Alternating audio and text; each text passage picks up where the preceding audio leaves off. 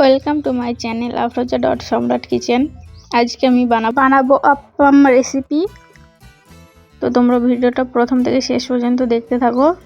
আমি ঘরে থাকা উপকরণ দিয়ে কিভাবে আপ্পাম বানাই, এটা তোমরা সকালের জলখাবারে কিংবা বাচ্চাদের স্কুলে টিফিনেও দিতে পারো। তো দেখো আমি এখানে নিয়ে নিচ্ছি এক বাটি চিড়ে। তো চিড়েটাকে ভালো করে পানি দিয়ে ধুয়ে পরিষ্কার করে নেব। এখানে আমি 3 থেকে 4 বার পানি দিয়ে ধুয়ে পরিষ্কার করে নিয়েছি চিড়েটাকে।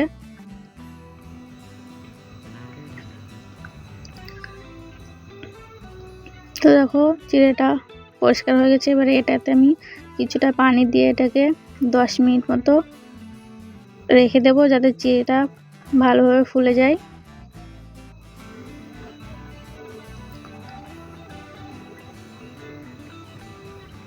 তো এখানে আমি নিয়ে নিচ্ছি এক বাটি সুজি।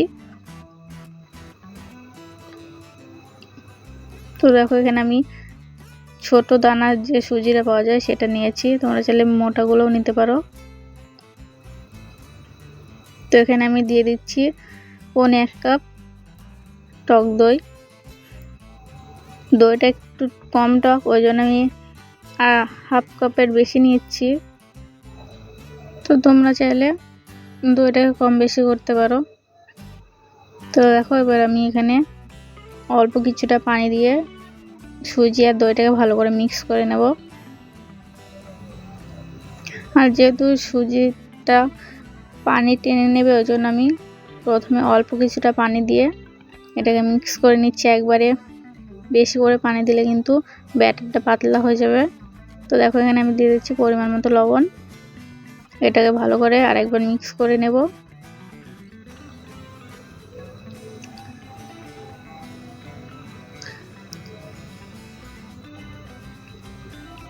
তো দেখো আমাদের মিক্স করা হয়ে গেছে।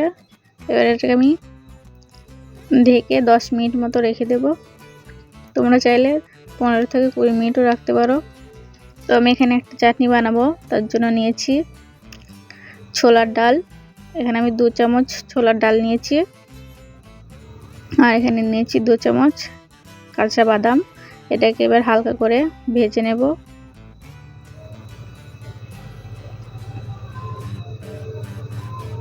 তো দেখো আমাদের ছোলার ডাল আর বাদামটা ভাজা হয়ে গেছে।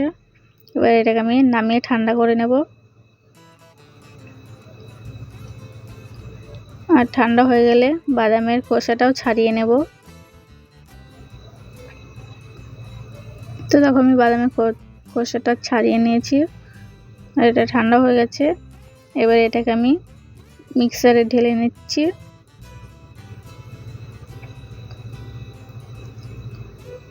এতে দিচ্ছি আমি কিছুটা কারি পাতা আর দিচ্ছি 4টে কাঁচা লঙ্কা। তোমরা ঝালটা তোমাদের পরিমাণ মতো দেবে। তোমরা যদি বেশি ঝাল খাও তাহলে বেশি দেবে। আর এখানে দিচ্ছি আমি 4 কোয়া রসুন আর কিছুটা আদা। আর এখানে দিচ্ছি 1 চামচ লেবুর রস। আর দিচ্ছি হাফ চামচ চিনি, পরিমাণ মতো লবণ, আর দিচ্ছি কিছুটা পানি। এবার এটাকে আমি পেস্ট করে নেব। তো দেখো আমার পেস্ট করা হয়ে গেছে। এবার আমি চাটনিটাকে একটা বাটিতে ঢেলে নিচ্ছি।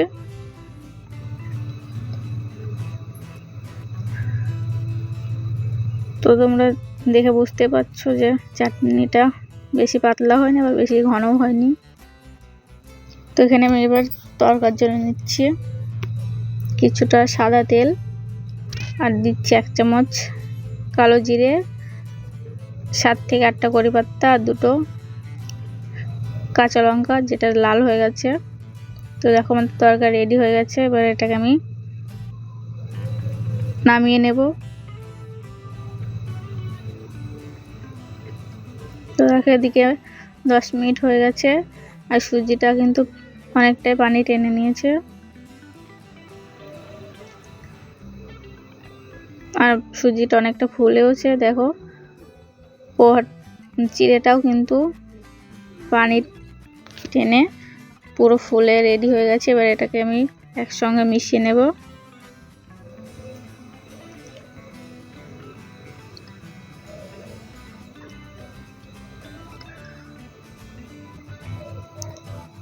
দেখো আমাদের মেশানো হয়ে গেছে। এবার এটাকে আমি মিক্সার জারে ঢেলে নেব।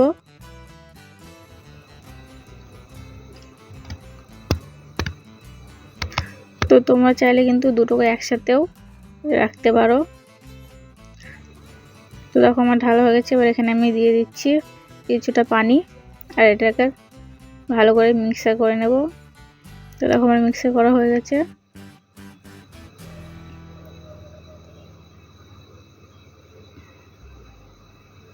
তো দেখতে পাচ্ছ ব্যাটারটা ঘনত্বটা কতটা। এবার এটাকে আমি একটা বাটিতে ঢেলে নিচ্ছি। তো দেখো আমাদের মিক্সার একদম রেডি। তো আপ্পাম বানানোর জন্য কিন্তু এরকমই মিক্সার চাই।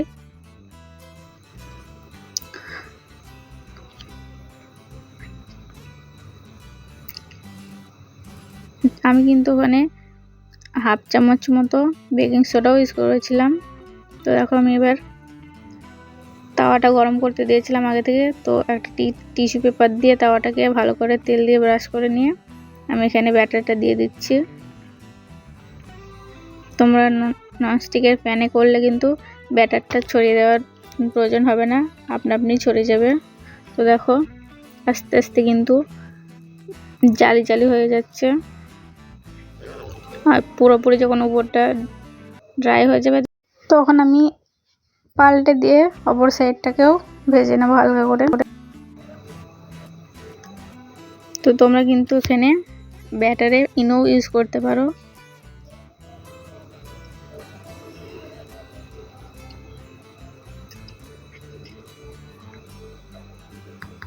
তো দেখো আমাদের এটা এক সাইড থেকে হয়ে গেছে। এবার আমি আপাটাকে তুলে আর এক সাইডটাও ভালো করে হালকা করে সেঁকে নেব,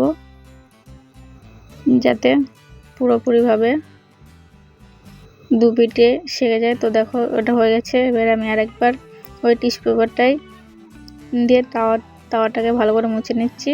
আর এখানে আমি আরেকবার 2 বাটি মতো ব্যাটার দিয়ে দিচ্ছি।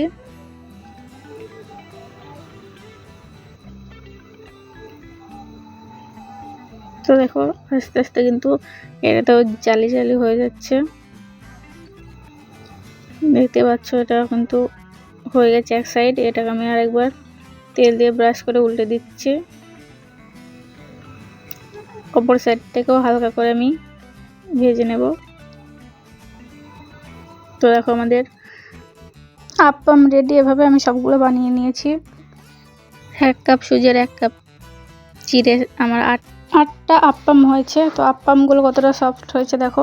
আর এগুলো তোমরা কোনো সবজির সাথে খেতে পারো। তো আমি এখানে যে চাটনিটা বানিয়েছিলাম সেটা আর টমেটো কেচাপ দিয়েই সার্ভ করেছি।